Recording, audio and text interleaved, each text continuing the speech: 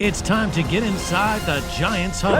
Let's go! On Giants.com. I like it. And the Giants mobile app. Boom, give me some juice. Part of the Giants Podcast Network. Let's roll. Welcome to another edition of the Giants Huddle podcast, brought to you by Citizens, the official bank of the New York Giants.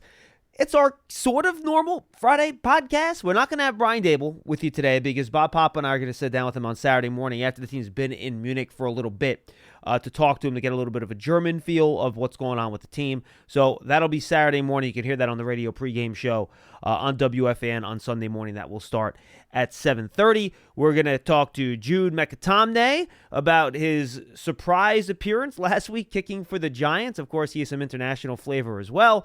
And we're going to hear from Joe Person, who covers the Carolina Panthers.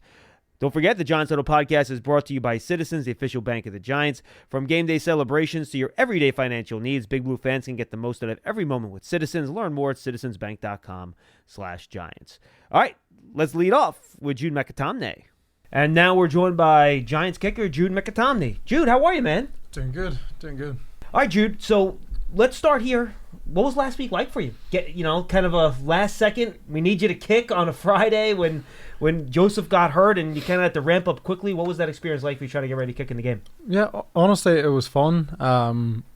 I've been preparing to kick every week anyway, even though I haven't been. So I think that stuck to me when my name did get called. So it wasn't as big of a surprise, and I felt I was ready to kick, because of the way I prepared. So yeah.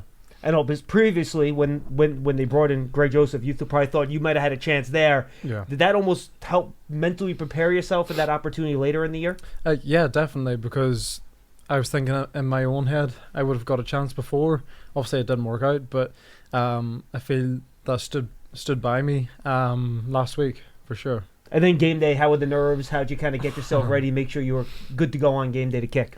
Yeah, obviously I had the morning nerves, but once I got to the stadium, I just stuck to my pre-game routine, and once I got into that, everything just kind of flows, and the fans were great, so I was able to just get settled into my routine on the field. So I felt it went smooth. Once the first kick went through, was that a big Yeah, I think that happens in every game. Your first kick, you're just happy it goes through. But honestly, I'm just glad to get the team points, get the extra point, whether it's extra point or field goal. Honestly, I'm just happy to just do my job for the team. Now, I know the Giants have had you here. They're trying to develop you as a young kicker. They see a lot of raw talent, raw ability. What are some of the specific things Michael Gabriel is working with you on to try to develop you into a kicker that they can trust to be consistent week to week and maybe be the full-time guy here one day? Yeah, I think it's just experience of being around the guys, like being around like Graham. Like, I learned a lot off him. Like Coach Gabriel, he says, like, pick those guys' brain, like learn as much as you can from them, and I feel like I am doing that. So honestly, learning off the pros that have been there and done it before, I feel that's the best way to learn. What are some of the things that Graham has tried to pass on to you about trying to, because he's such a model of consistency, right? So what have you been able to learn from him? Yeah, just finding your process and sticking to it no matter what. Obviously, if there's wind and stuff, you can change your ball flight, but just finding your own rhythm and just sticking to that, and ultimately just like trusting yourself. Like when I see Graham kick, he's so clean, he's so smooth, and that's something I just like would like to replicate in my own way. So is a lot of it mental and confidence, and how much of it is like serious technical like kick mechanics? Yeah, I would say like 5% of it is physical, and then I say there's probably 95% mental, because like Graham's done it for such a long time, and his technique has changed over the years just naturally. But he says that he's such a good mindset and stuff going into games, and that's ultimately what gets him over the line, because everyone can kick in the practice field, but it's a different thing trying to do it on game day. So yeah, that's something I'm learning off him. So how pumped are you to head over to Europe this week, and obviously you're not from the mainland, but to kind of go overseas and get a chance to kick over there? Yeah, I'm looking forward to it. Obviously, all the international games, I feel it promotes the NFL internationally, and it's really good for the European fans.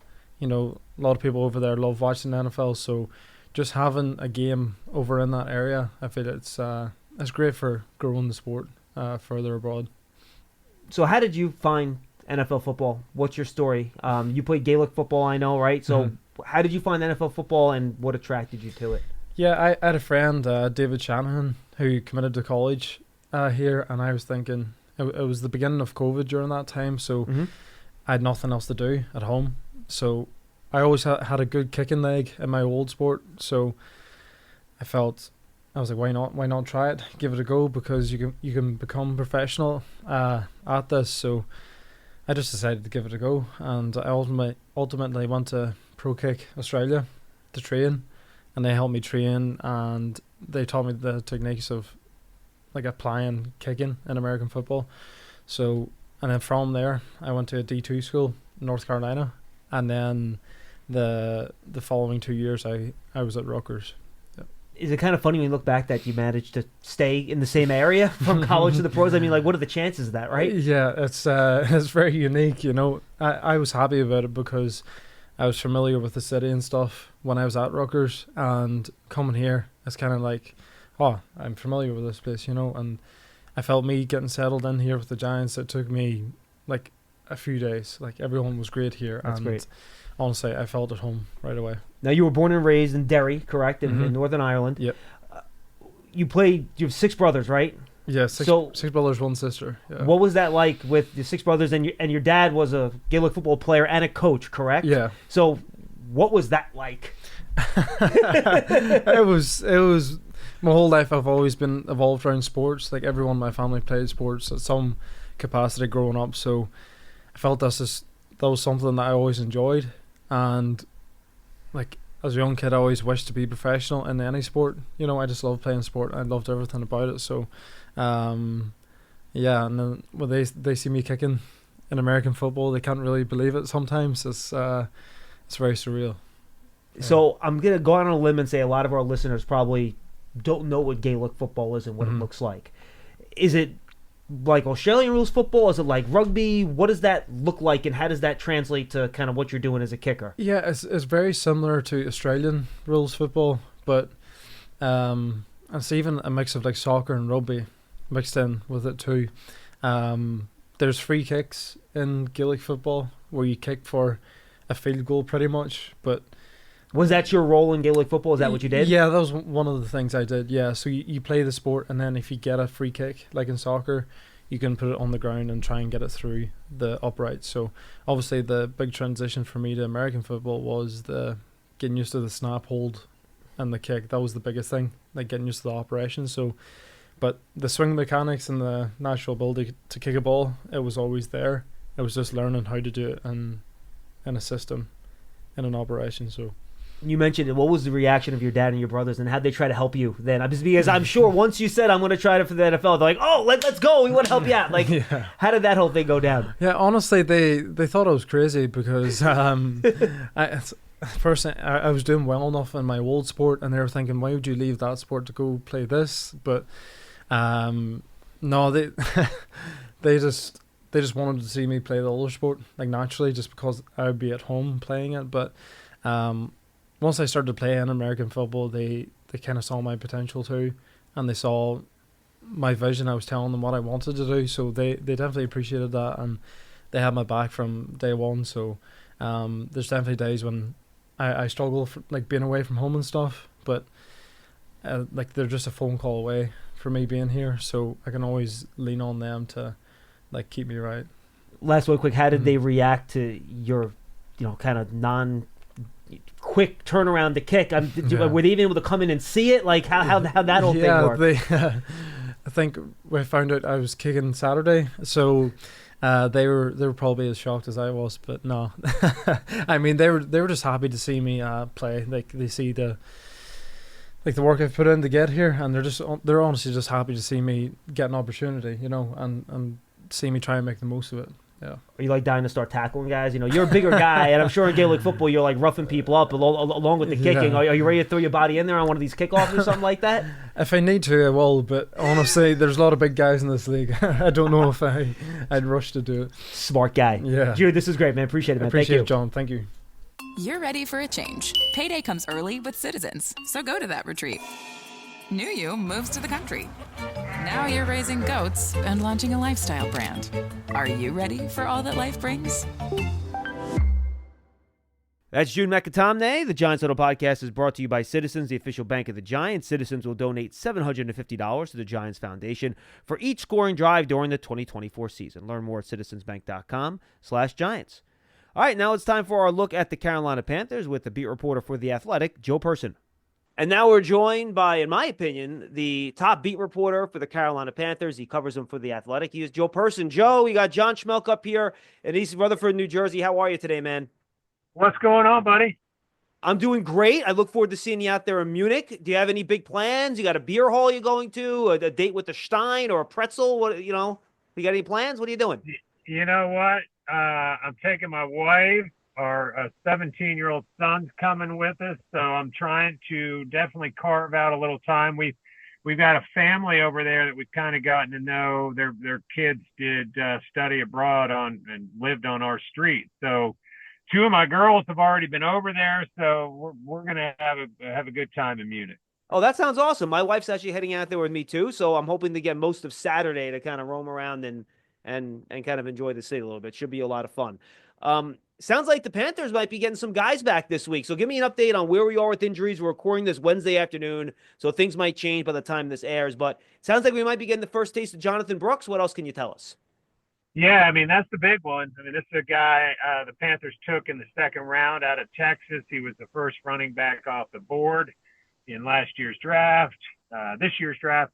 And they knew when they drafted him, John, that he was probably not going to be ready for a little bit. He had an ACL in November in his final season with the Longhorns. So it's kind of, I think when they had the success with Chuba Hubbard, like the way he has run successfully, the top 5 rusher this year, I think that really kind of enabled them to slow play Jonathan Brooks and make sure that ACL was completely healed, that they weren't going to, have a setback. No reason to, in a season that went off the rails pretty early in Carolina. But he, they're kind of like, well, we think he's going to play Sunday. But every impression I got in speaking with Jonathan Brooks is that he's going to play again, some degree and some level of that game in Munich. But Chuba Hubbard will be the bell cow. By the way, I'll get to the other injuries in a second. It's odd for a running back to be really good on, quite frankly, a team that's not that great, because a lot of times you get behind, you can't run it as well. Things go wrong, game flow. But Hubbard's been fantastic this year, man. What a revelation. I know he's heading into his contract year, right? I mean, talk about good timing for him. Yeah, he's going to get paid. And I think the Panthers are going to lock him up or try to. He's been here for 4 years of losing football. Of course, the franchise has had 7 straight years, counting this year. But so I don't, I think he wants to stay because they've been very good to him in terms of feeding him the rock. But you never know. A guy might be like, I don't know how many more years of this I can take in Charlotte. But he was. When Bryce was playing earlier, and now that he's playing again, that they really like to try to establish that run game so that they can work play action off of it, which sort of works into Bryce's sort of skill set. They don't want Bryce to have to sit in the pocket and try to throw it 40 times, especially against this Giants defense and pass rush. So is it going to be Bryce Young? Do we have smoke coming out of the steeple today or no? Yes. I got a big charge out of it on Monday when Dave Canales was being kind of very coy about whether it was going to be Bryce Young or Andy Dalton. And I just finally asked him, I said, is this a little gamesmanship? And he said, yeah, that's part of it. And I'm thinking, a pair of 2-7 teams and their Panthers anyway, kind of treating it like a Super Bowl. But hey, listen, I guess any advantage you can try to get when you're a first-year coach like Dave Canales is, but he did reveal today, Wednesday, that Bryce Young will make his third consecutive start. And frankly, John, he deserved it. I mean, he didn't, he wasn't like a world beater last week against New Orleans, but Bryce Young played pretty solid and led them, on a last minute, wasn't in the last minute, but a fourth quarter go-ahead touchdown drive. And, good for him. I think they ought to play him a lot. If you're going to give up on the kid, and it sure feels like Dave Canales is not really sold on him, I'd want to, especially like if I'm the owner and the GM who was an assistant GM last year who drafted him, I'd want to make absolutely sure he's not the guy because they've invested so much in him. But at any rate, Bryce Young gets at least one more start this season against the Giants. So let me follow up on Bryce. I know some people down there, and they told me they were legitimately impressed with him in the summer. He looked pretty good. They were happy with everything. Then the regular season came, and it looked like the same guy from last year, which didn't look like the guy they saw in the offseason. So just kind of what have you seen from Bryce Young? What do you think the issues are? You kind of mentioned already where the organization is at with him, and just kind of take me through your perspective on what's going on with him. Obviously plucked into a situation where it's not great around the quarterback, but he hasn't played well either. Yeah, it's a great question. And it looked like to me that he almost had what was just a little shell shock that, I don't know how much carryover there is year to year, but in his case, he was sacked 62 times as a rookie. It's more than any rookie quarterback other than David Carr way back when. And I don't know. I don't know if that was it, or his head just wasn't in the right place, but he was not confident. He was abandoning clean pockets because the offensive line play has been better this year. They went and spent a lot of money on a couple free agent guards, Robert Hunt and Damian Lewis. Hunt in particular, but really both of them had played pretty well. And so the pocket was there, and Bryce just was not going through his reads. He was kind of like just taking off and, trying to throw in the run. But he's been better this round two of starting. And, he's a guy, I've had people tell me this, and I think it's really well said that, you think about a franchise quarterback, he has to have at least one it factor. And whether it's the arm, accuracy, and hopefully you get a guy like Josh Allen or others that have a couple. Well, Bryce's thing is like his processing. And if he's not doing that, which, as I said, he was not the first 2 weeks of the season, then there's nothing real special there. I mean, he throws it okay, but not like a cannon arm. His accuracy is pretty good at times, but the processing has to be elite, or he just doesn't have really anything that kind of separates him. No, great answer. Let's say on the offensive side of the ball, the Jonathan Mingo trade, I got to imagine the front office guys might have hurt themselves, patting themselves on the back for that one. 4th round pick seems like a pretty good mood. Now, obviously, the Giants are going to see Jonathan Mingo in the division with the Dallas Cowboys. Your thoughts on the thought process there and how that whole thing went down? Yeah, Mingo they drafted him 1 round after Bryce last year. And the idea was, they were kind of thinking like, young receiver, young quarterback, Jamar Chase and Joe Burrow kind of, envisioning. And Mingo just, I don't know, man. He's got kind of, almost like I was just talking about with Bryce. He's a big, strong guy, but his speed is okay. His hands were okay. Like there was nothing just that jumped out at you other than the size, like the strength and size. He's 6'2", 220. And so you're thinking, okay, an Ole Miss kid, maybe it's another DK Metcalf or AJ Brown, but when it became very clear early this season that Dave Canales, who was not around when they drafted him last year, drafted Mingo, that they were going to give Xavier Legette this year's 1st round pick, as well as undrafted rookie Jalen Coker out of Holy Cross. Those 2 guys were going to get all the looks, and deservedly so. Coker's really been a fine for these guys. As I said, kind of a small school dude from Holy Cross. Mingo is expendable. You said it best, John. The fact that they were able to get a 4th-round pick for him, I think they were ecstatic about. You love turf. You're good at it. So you start a turf biz. Business grows, your savings grow. Become the most celebrated name in turf. Are you ready for all that life brings? All right, let's roll through a couple of the injuries here. Ike Ekwonu, Adam Thielen, Tommy Tremble. Take me through those guys. Anyone else we should be keeping an eye on as this week goes along? And if Ekwonu can't play, what the offensive line is going to look like? Yeah, I don't know that Ekwonu is going to play. I just kind of get it. He's got an ankle. He missed last week against in that Saints win. Just kind of picking up a vibe that it's going to be Brady Christensen again, who has pretty much played every position along their offensive line. He was a All-American tackle at BYU. So like that is really his most natural position. But he'd been playing center for these guys until Ekwonu got hurt. And Christensen I was talking to him this week about facing Brian Burns, and just all of these guys have a ton of respect for Brian Burns. But so that's left tackle. My guess is that would be Christensen at left tackle in place of Ekwonu.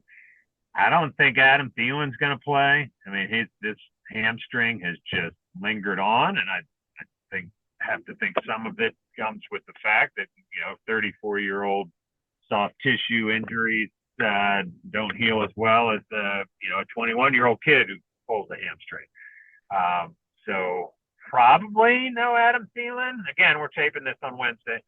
Other than that, though, they're pretty healthy. I mean, they lost their all-pro, really their best defensive player, Pro Bowl defensive tackle, Derek Brown, went down in week 1. He's out for the year. But, I mean, I don't know. The defense has not been good. Most of the injuries have happened on the defensive side of the football, and they are threatening to break the all-time NFL record, at least modern day, for points allowed in a season. So I know the Giants don't score a lot, so I don't know if this is the immovable force or against the immovable object. I'm screwing up my chemistry terms, but I think you know what I mean. Yeah, something's got to give weekend in Munich. One more question about the defense real quick. J.C. Horn, I think he's your other kind of, him and Jadeveon Clowney, I suppose, are your two really best players on defense. Is Horn someone that they're going to man up and travel with the other team's best wide receiver, or is he going to stay mostly on one side of the field? They kind of mix and match that. Most of the time, they just leave him on one side of the field, but, you do wonder if he will take particular interest in covering Malik Neighbors this weekend. I don't know that. They might. But yeah, Horn's a good player. He had an injury. Like he was starting very quickly to get the reputation of just being injury prone because he was, and he stayed healthy this year so far.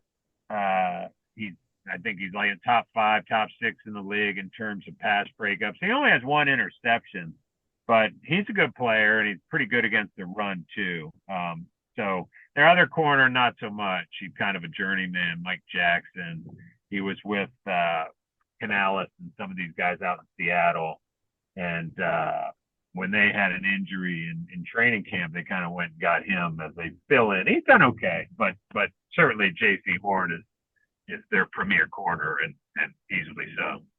I feel like Evan Neal and Ike Ekwonu have been on similar journeys in their first 2.5 years in the National Football League.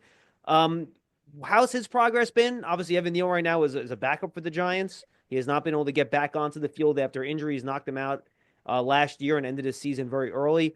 Ekwonu's hurt. I know his production hasn't been as good as the Panthers would have liked. Where are they at with him in terms of his progress as a guy they hope would be Bryce Young's franchise left tackle? Yeah, I think they're okay with him. He's been better this year before this ankle injury. He still hasn't been, and not going to remind anyone of Andrew Whitworth or some franchise left tackle, but he has been better. And he was pretty good as a rookie in 22 after being a top 10 pick. I don't think they're going to make left tackle the priority in the offseason. I think they're going to keep rolling with Aquanu. They just have so many other holes to fill. I mean, they did non-existent pass rush. I was looking at this up today. Brian Burns, 5 sacks, and I know he's not even a sack leader at the Giants, but those 5 sacks represent more than all of the current Panthers edge rushers combined. They have 4.5. And they have another guy that cut, but even if you count him, they have 5.5 sacks among all their edge rushers, and Burns, of course, has 5 himself. So it's, Clowney's been a bit of a disappointment. He played better last week against the Saints, and he'd been hurt, so maybe he was playing hurt, but they need him and frankly somebody else to get after Daniel Jones if they're going to win this game in Munich. Yeah. Final question. Brian Burns, you mentioned him twice already. We talked to him today, and one of the beat writers asked him whether or not he thought when he signed with the Giants he'd be going from one team that was 2-7 to another team that was 2-7. He kind of laughed and he said, "No, not really." But he's a really good dude, man. Like, I've been very impressed with how he handled himself in the locker room. He's taken a leadership role right away. Just an all-around good dude for a guy that has such star qualities and traits. He's playing through injury. He's banged up. He's playing through it, not complaining about it. Just what a 5-star guy, putting even the player stuff aside. Yeah, I like covering him. He just like you said, I mean, he'd always make time for you, and just interesting guy, not afraid to say what's on his mind. Did a story one year. I don't know why I'm telling you this, but he has a brother that played for the Panthers, Stanley McClover, who is, I guess, technically a half brother, but they're, very close. And so I just did something on their bond, and kind of McClover, after he retired, had kind of, gotten in a kind of a dark place, kind of mental health wise, and was a little depressed. And he kind of found his vibe again when Brian was like a high school junior or senior, when Burns was. He's coaching them, and it's just a neat story. And then I really appreciated Brian and his brother, sharing that with me. And yeah, he's missed in this locker room. Like they got rid of a lot of guys this off season, but there was only one Brian Burns, and he guys were like, he had this corner of the locker room that guys would just congregate to, because he just had that energy which you're referring to. Yeah, and it's not just defensive guys; it's offensive guys. Everybody in the locker room does really gravitate towards them. I'm with you, Joe. Tell the folks anything else they might need to know, or where they can just find your great work. Oh man, I appreciate it. At The Athletic on Twitter, at Joseph Person, and looking forward to getting over to Munich, and hopefully running into you at some point, and raising a tall stein of good German lager. Yeah, the Giants will be set up at the Hofbauer House, so feel free to stop by and say hello, man. We look forward to seeing you out there, Joe. Thanks so much. I appreciate it. Safe travel. That's Joe Person. The Giants Huddle podcast is brought to you by Citizens, the official bank of the Giants. From game day celebrations to your everyday financial needs, Big Blue fans can get the most out of every moment with Citizens. Learn more at citizensbank.com/Giants. We want to thank Jude. I wish I had a few more minutes with him. He was running up against a meeting. Could have got a little bit more into some of the Gaelic football stuff, but I had a lot of fun talking to him. Really nice kid. And guys, you'd be surprised. Like, he's a big dude. That's why I asked him about tackling in that interview, because I thought he might be into that. But he's a smart kicker. So that's always good. And I always thought it was interesting, too, that he said 95% of the work he does with Graham is mental and only 5% is physical. I figured, different sport, there'll be a lot of technical stuff with kicking, but I guess not. So really interesting stuff there as the Giants try to develop a kicker through the International Pathway Program. Joe Person, again, he's one of the best beat reporters out there, just around the league in general, certainly the number one guy with the Panthers. So we'll see if the Giants can figure out a way to beat the Panthers in Munich. The Giants, of course, are 3-0 in their last 3 international games, and they'll try to keep that going against the Panthers team that has 2 wins, much like the Giants, but I think has struggled to a different level this year than the Giants have through the early part of this year. Don't forget, folks, go back to the last couple episodes of the Giants Huddle podcast. If you haven't, you can find those on YouTube, also right here on your favorite podcast platform. This episode with Jude and Joe is exclusive to podcast platforms. I talked to Marcus Kuhn, native German, works for us now, former Giants defensive tackle, talked about the German market, how the Germans are really taking to American football, and really they have a long history of being big fans of American football. And then we had a chance to talk also to our friends at the Irish UK Big Blue podcast. So it was fun talking to those guys, get the international look at the Giants. We talked about the team a little bit in that one. And, of course, you can check out our radio postgame show. We'll have more for you right here covering this game out there in Munich. I'll be in Munich. Tino and Casillas will be back here at the Giants facility in the States. Pre-game bright and early. Get up early, guys. 7:30 a.m. on Sunday morning. Check that out. And, of course, we'll be with you for 2 hours after the game as well. And Big Blue Kickoff Live, we still have our special Saturday show, guys. If you don't know about it, it's 7 a.m. every Saturday morning on WFAN. We take your calls. It's a different number. It's the FAN's number, 888-808-1019. So check that out, too. Paul Dottino will be doing it this week because I'll be in Munich with Sean Marash, who joins us every week as well. All right, everybody, thanks for being with us on the Giants Huddle podcast, brought to you by Citizens, the official bank of the Giants. I'm off to Munich. We'll see you next time, everybody.